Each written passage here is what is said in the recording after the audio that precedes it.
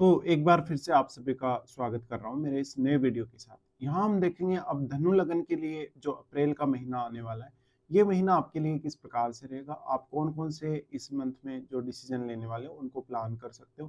Career wise या आपकी जो मैरिड लाइफ है, आपका जो रिलेशनशिप है, उस हिसाब से इस मंथ को आप कैसे देख सकते हो।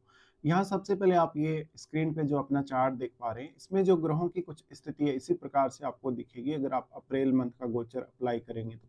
तो यहाँ पे हम सबसे पहले गोचरीय स्थितियों के बारे में ही बात करेंगे, उसके बाद देखेंगे ये जो आपको प्लेसमेंट नज़र आ रही है, इनका आपको किस प्रकार का प्रभाव यहाँ मिल सकता है। सबसे पहले अगर हम गोचर में बात करें तो सूर्य की जहाँ तक बात है, 14 अप्रैल तक सूर्य मीन राशि में रहने वाले हैं। इसके बाद ये मेष राशि में गोचर करने लगेंगे। बुध का गोचर मीन में है और मीन में फिलहाल ये वक्री है। 6 अप्रैल से ये मीन में मार्गी होने वाले हैं। शुक्र मीन राशि में ही गोचर कर रहे हैं, साथ ही 13 अप्रैल से ये मार्गी होने वाले हैं। मंगल का गोचर होगा कर्क राशि में, जहां वो 4 अप्रैल से कर्क राशि में प्रवेश करेंगे और नीच के हो जाएंगे। बृहस्पति अभी फिलहाल वृषभ राशि में ही है। शनि मीन राशि में प्रवेश ऑलरेडी कर चुके हैं, तो मीन राशि में ही रहने वाले हैं। चंद्रमा का गोचर हमें 1 अप्रैल को वृषभ में देखने को मिलेगा। राहु और केतु के गोचर में फिलहाल भी कोई बदलाव नहीं है, इनका गोचर भी इस साल बदलेगा। फिलहाल राहु मीन राशि में है और केतु कन्या राशि में। तो इस तरीके से आपको यहाँ गोचर जो दिखाई दे रहा है, वास्तव में ये गोचर आपके ऊपर किस प्रकार से प्रभाव डाल सकता है। देखिए, सबसे पहले हम यहाँ शुरुआत करेंगे लग्नेश से। लग्नेश आपके जो है बृहस्पति बनते हैं। बृहस्पति आपके छठे भाव में गोचर कर रहे हैं वृषभ राशि में फिलहाल। तो देखिए, ये एक अच्छी प्लानिंग करने का समय रहेगा आपके लिए, पारिवारिक मामलों में भी और करियर से जुड़े मामलों में भी। यहाँ पर आपको कोई बहुत मेजर डिसीजन अभी लेना है अपने करियर के लिए, तो आप अभी ले सकते हैं। साथ ही अपने रूटीन वर्क और अपने ऑफिस के कार्य को बहुत अच्छे से मैनेज करने में गुरु आपकी यहाँ सहायता कर सकते हैं। वो फोर्थ लॉर्ड है। फोर्थ लॉर्ड होने के केस में पारिवारिक रूप से आपको कोई बहुत बड़ा निर्णय लेना है, जैसे कोई अगर लोन वगैरह लेना है या परिवार की कोई अन्य जिम्मेदारी जिसके लिए आपको कोई पर्टिकुलर काम करना हो, तो उस केस में आप बहुत अच्छे से यहाँ डिसीजन ले सकते हैं। आप किसी भी ऐसी समस्या में फंसे हो जहाँ पर आपको कोई कंपटीशन फेस करना है, कोई प्रकार का बहुत बड़ा बर्डन या बहुत बड़ी जिम्मेदारी आपके ऊपर है, उन मामलों में भी आप बेहतर कर पाएंगे। गुरु यहाँ आपके करियर में सबसे बड़ा रोल प्ले करेंगे, साथ ही आपकी डोमेस्टिक लाइफ में भी। लेकिन यहाँ आपको खुद के स्वास्थ्य को लेकर भी थोड़ी सावधानी रखनी होगी और खुद को थोड़ा समय देना होगा। हो सकता है आप यहाँ खुद को उतना बेटर तरीके से समय ना दे पाए, तो अपने स्वास्थ्य वगैरह का ध्यान भी आपको यहाँ रखना होगा। साथ ही साथ यहाँ जो गुरु का ट्रांजिट है, गुरु का ट्रांजिट आपको यहाँ हेल्प करेगा काफ़ी ज़्यादा करियर से जुड़े इश्यूज में। तो साथ-साथ में यहाँ आपको ये देखना होगा कि वास्तव में कोई भी अन्य ग्रह जो आपका 6th हाउस में है या नहीं है। 6th हाउस में अगर कोई अन्य ग्रह स्थित होगा, तो वो भी यहाँ आपको मदद करेगा। अब गुरु यहाँ आपके फोर्थ लॉर्ड है। फोर्थ लॉर्ड होने के केस में देखिए, परिवार को लेके कुछ ऐसी चिंताएं जो आपकी बढ़ सकती हैं, स्पेशली अपनी मदर को लेके या उनके स्वास्थ्य को लेके। साथ ही आपको अपना बहुत ज्यादा एफर्ट लगाना पड़ सकता है कोई पारिवारिक जिम्मेदारी को पूरा करने के लिए। गुरु यहाँ अगर हम देखेंगे तो वो दृष्टि डालेंगे 10th हाउस पे। 10th हाउस पे दृष्टि डाले और यहाँ ऑलरेडी केतु का गोचर है। फिलहाल यहाँ 10th हाउस से रिलेटेड डिसीजन लेने के लिए गुरु आपको काफी हेल्प कर रहे हैं। साथ ही साथ यहाँ गुरु आपके प्रमोशन वगैरह के लिए, आपके अन्य जो स्थितियां हैं उनके लिए भी काफी सपोर्ट कर रहे हैं। तो यहाँ आपको अपनी ज्ञान और बुद्धि का पूरा पूरा उपयोग करना चाहिए। गुरु का दृष्टि फिर 12th हाउस पे रहेगा। 12th हाउस पे जो दृष्टि पड़ रही है उसकी वजह से आपको मेनली फॉरेन सेटल होने और फॉरेन टूर करने में गुरु मदद कर सकते हैं, और ये जो टूर होगा आपका कोई आध्यात्मिक पर्पज से होगा या तो फिर कैरियर पर्पज से हो सकता है। गुरु यहाँ कुछ हद तक आपको इनकम सोर्सेज के मामले में काफी सपोर्ट करते हुए नजर आएंगे, जहां पर आप अपने खर्चों को भी बहुत अच्छे से मैनेज कर सकेंगे और आप अपनी अर्निंग्स को भी अच्छे से मैनेज कर सकेंगे। यहाँ गुरु की दृष्टि पड़ रही है तो ये उच्च आध्यात्मिकता की तरफ संकेत करता है। कभी-कभी लेकिन आपके खर्चे इतने ज़्यादा रहेंगे कि आप खर्चों को सँभाल नहीं सकेंगे। साथ ही ज़्यादातर केस में यहाँ गुरु है तो आपके जो कलीग्स होंगे, आपके जो बॉस होंगे, वही आपकी जो कुल जो क्षमता है उनका फ़ायदा उठाएँगे। गुरु का दृष्टि फिर यहाँ वाणी स्थान पे आएगा। वाणी स्थान पे गुरु का दृष्टि आएगा तो आप खुद के लिए तो ये अच्छा कर ही सकेंगे, दूसरों को भी अच्छी एडवाइस दे सकेंगे। यहाँ फैमिली से कोई बहुत बड़ी अपेक्षा ना रखें, आपको फैमिली की कोई बहुत बड़ी ज़िम्मेदारी लेनी पड़ सकती है। वैसे भी गुरु फोर्थ लॉर्ड है और सेकंड हाउस पे दृष्टि डाल रहे हैं, तो ये इनका नीच का घर है। यहाँ पे लेकिन अब जो सेकंड लॉर्ड है वो आपके फोर्थ हाउस में आ चुके हैं। फोर्थ हाउस में आने की वजह से कुछ हद तक आप अपने डोमेस्टिक मामलों और फैमिली से जुड़े हुए मामलों में बहुत ज्यादा डिसिप्लिन को दिखाएंगे। गुरु की दृष्टि यहाँ पड़ रही है तो ये आपके धन को मैनेज करने को लेकर एक अच्छी स्थिति को दिखाती है, जहाँ पर आप मल्टीपल इनकम सोर्सेज के मामले में बहुत अच्छा कर सकते हो। इसके साथ-साथ अगर हम देखेंगे तो शनि के ऊपर विचार करते हैं। शनि यहाँ अब सेकंड लॉर्ड और थर्ड लॉर्ड है और ये आ चुके हैं 4th हाउस में। 4th हाउस में आ चुके हैं तो ये कोई बहुत बड़ी ज़िम्मेदारी को दिखाते हैं, करियर में स्टेबिलिटी को लेके आएँगे, पारिवारिक मामलों में आप में बहुत ज़्यादा डिसिप्लिन लेके आएँगे। सेकंड लॉर्ड है, सेकंड लॉर्ड होने से आपको परिवार में आर्थिक रूप से कोई बहुत बड़ी ज़िम्मेदारी मिल सकती है, साथ ही साथ करियर में भी। इसके साथ-साथ अगर आप अपनी डोमेस्टिक लाइफ़ और अपने करियर को बहुत अच्छे से अभी तक बैलेंस में नहीं कर पा रहे थे, तो ऐसा शनि आपको काफ़ी ज़्यादा सपोर्ट करेगा। शनि यहाँ थर्ड लॉर्ड है। थर्ड लॉर्ड होने के केस में आपको आपके करियर और आपके डोमेस्टिक मामलों में काफ़ी ज़्यादा अवेयर रहना होगा और काफ़ी ज़्यादा मेहनत भी करनी होगी। शनि सेकंड लॉर्ड होने के केस में यहाँ परिवार के साथ आपका जो वार्तालाप होगा वो काफ़ी इम्पोर्टेंट होगा। साथ ही साथ आपका जो डोमेस्टिक एनवायरनमेंट है और जो आपका करियर से जुड़ा हुआ जो एनवायरनमेंट है उसको आप कैसे बैलेंस में करते हैं, यहाँ शनि इसमें बहुत बड़ा रोल प्ले करेंगे। साथ ही साथ जब तक अगर कोई प्रॉपर्टी वगैरह से रिलेटेड काम कर रहा हो या 4th हाउस से रिलेटेड कोई अदर काम कर रहा हो, उसमें भी जातक को बहुत अच्छी सक्सेस यहाँ देखने को मिल सकती है। लेकिन उतना ही ज़्यादा रेस्ट्रिक्शन और उतना ही ज़्यादा डिसिप्लिन आपको यहाँ फॉलो करना पड़ेगा। शनि फिर आपके थर्ड लॉर्ड हैं। थर्ड लॉर्ड होने के केस में ये दिखाता है कि जातक अपने परिवार के प्रति बहुत डेडिकेटेड रहेगा। साथ ही साथ अब वो थोड़ा-सा मानसिक रूप से स्टेबल होता हुआ नज़र आएगा कहीं न कहीं अपने पारिवारिक मुद्दों को लेकर। इसके साथ ही शनि का सबसे पहले दृष्टि पड़ेगा 6th हाउस पे। अब शनि यहाँ आपको काफ़ी ज़्यादा हेल्प कर सकते हैं क्योंकि वो आपके थर्ड लॉर्ड है और 6th हाउस पे दृष्टि डालेंगे तो फिलहाल आपके लग्नेश का गोचर भी यही है। तो ये आपके करियर के लिए बहुत अच्छा साबित होगा। करियर के लिए अच्छा होने के बजाय कहीं न कहीं ये आपके आर्थिक मामलों में और आपके अन्य जो भी फैसले हैं, जो करियर को लेकर हैं, आपके रूटीन वर्क को लेकर हैं, उनमें भी शनि बहुत ज़्यादा आपको अनुशासन दिखाएँगे। साथ ही साथ ऐसा शनि काफ़ी ज़्यादा डेडिकेशन लेकर आएगा। परिवार में आप कभी भी अपने जो फैसले होंगे, उनसे आप बार-बार चेंज नहीं करने वाले, अपने फैसलों पर बने रहेंगे। साथ ही साथ आप में डेडिकेशन बहुत ज़्यादा होगा, लेकिन उतना ही ज़्यादा डिसिप्लिन भी आपको फ़ॉलो करना होगा। तीसरी दृष्टि यहाँ 6th हाउस पे डाल रहे हैं शनि, तो यहाँ पे आपका कोई भी ऐसा मुकदमा वगैरह चल रहा है, कोई केस वगैरह चल रहा है, उस मामले में आपको राहत मिलेगी।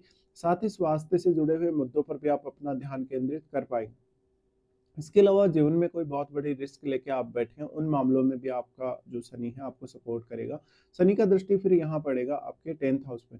10th हाउस पे शनि का दृष्टि पड़ेगा तो ये काफ़ी ज़्यादा अहम हो जाता है करियर से संबंधित डिसीज़न लेने के लिए और करियर में आप किस तरीके से आगे बढ़ेंगे। अब यहाँ गुरु का और शनि का दोनों का ही दृष्टि पड़ रहा है। ये काफ़ी ज़्यादा इंटरेस्टिंग होगा क्योंकि यहाँ पे देखिए जो शनि है वो गुरु पर भी दृष्टि डाल रहे हैं। तो ये करियर के लिए बहुत ही एक अच्छा मंच साबित हो सकता है जहाँ करियर के लिए आपको कुछ मेजर डिसीजन लेने पड़ सकते हैं अपने लिए। तो यहाँ पे करियर काफ़ी ज़्यादा इम्पोर्टेंट हो जाएगा और साथ ही रूटीन वर्क भी।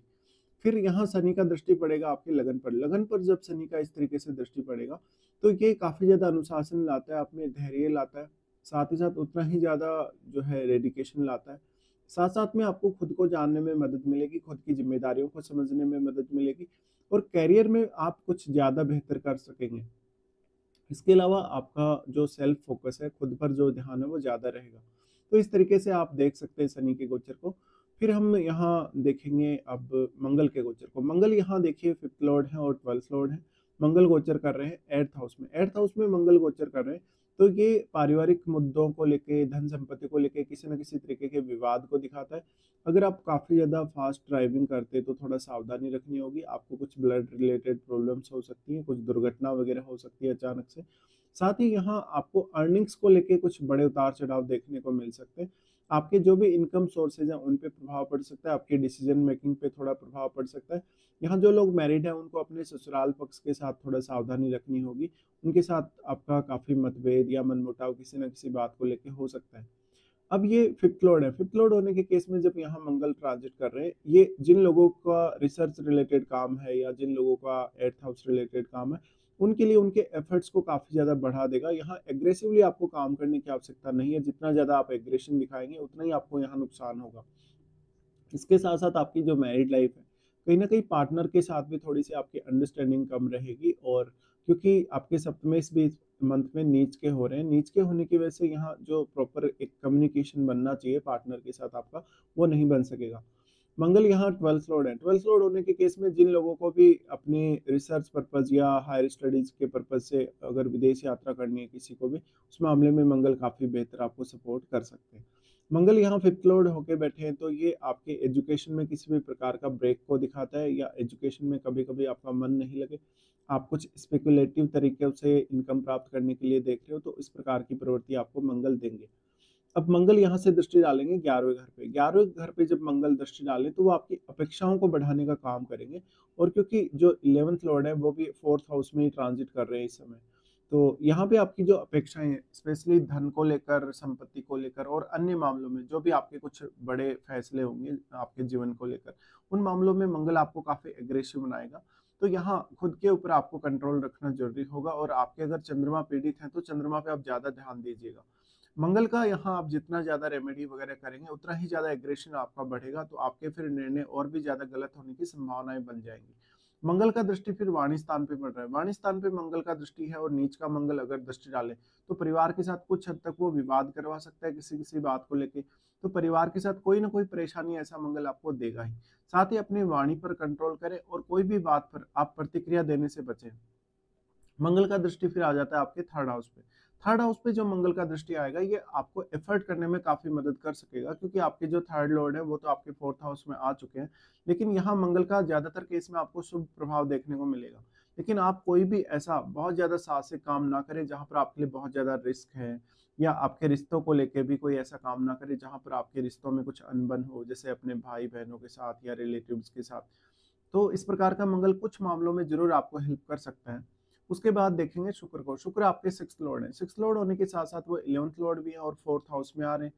तो यहाँ ये 13 अप्रैल से फिर मार्गी हो रहे हैं, और मार्गी होने के केस में आप अगर अपने घर परिवार से संबंधित कोई भी ऐसी लग्जरी वस्तु खरीदना चाहते हैं, प्रॉपर्टी वगैरह खरीदना चाहते हैं, अपनी कोई गाड़ी वगैरह खरीदना चाहते हैं, तो वो प्लानिंग आप 13 अप्रैल के बाद से कर सकते हैं। 13 अप्रैल तक आपको जो भी डिसीजन आपने अभी तक पहले लिए हैं, वो डिसीजन आपके जो आप पूरे नहीं कर पाए, या कोई भी ऐसे पेंडिंग काम जो आप पूरे नहीं कर पाए, उन कार्यों को भी आप पूरा कर सकते हो।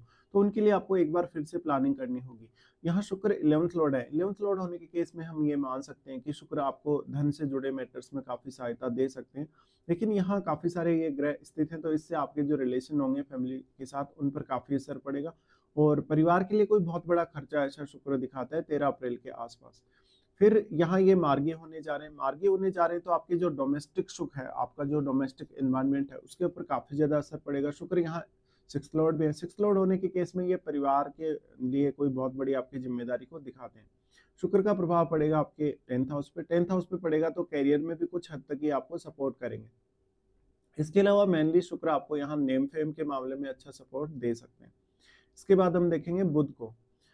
बुध यहाँ आपके 7th लॉर्ड होने के साथ साथ आपके 10th लॉर्ड है, और बुध का गोचर हो रहा है 4th हाउस में। अब देखिए, जो बुध है वो मार्गी हो रहे हैं, और 6 अप्रैल से मार्गी हो रहे हैं। 6 अप्रैल से मार्गी होने के साथ ही जिन लोगों को बिजनेस में रुकावट आ रही है, जिन लोगों को 4th हाउस रिलेटेड कोई डिसीजन लेने में दिक्कत आ रही है, उन लोगों के लिए बेहद अच्छा होगा, और कैरियर के लिए भी काफी अच्छा होगा।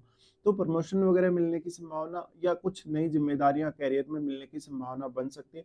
साथ ही साथ अगर आप अपने कैरियर पर्पज से कहीं दूर सेटल होना चाह रहे हो, घर छोड़कर कहीं विदेश में या किसी अदर स्टेट में सेटल होना चाह रहे हो, तो ये स्थिति आपके बहुत ज्यादा काम की है।